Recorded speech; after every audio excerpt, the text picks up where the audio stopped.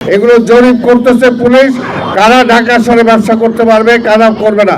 ঢাকা মহানগরীর সকল সমস্যা বা নাগরিক সুযোগ সুবিধা কখনোই নিশ্চিত হবে না যতক্ষণ 50-50 দায়িত্ব আমরা পালন না করব। জনগণ 50% দায়িত্ব পালন করতে হবে, সিটি কর্পোরেশন 50% দায়িত্ব পালন করবে, তাহলে 100% হবে। যে কোনো ব্যবসা যদি আপনি করেন, ঢাকা সিটি কর্পোরেশন অনুমতি লাগবে। এই ব্যাপারটা আপনাদের সহযোগিতা চাই। আপনারা সবাইকে এই ব্যাপারে সচেতনতা গড়ে তুলবেন। একটা ভেন্ডার যে হবে, একটা ফুটপাতে যে বসে ব্যবসা করবে, তাকে আমরা লাইসেন্স দেব। ফটো আইডি ঝুলায় রাখতে হবে তাকে, তার গলায়, যে ব্যবসা করবে এখানে। সে যে ব্যবসার মালামাল রাখবে সেখানে লাইসেন্সের নাম্বার থাকতে হবে। এছাড়া কিন্তু আমরা এটা একটা সময় নিচ্ছি, 1 মাস সময় নেব। 1 সপ্তাহের মধ্যে এগুলো জরিপ করতেছে পুলিশ, কারা ঢাকা শহরে ব্যবসা করতে পারবে, কারা করবে না।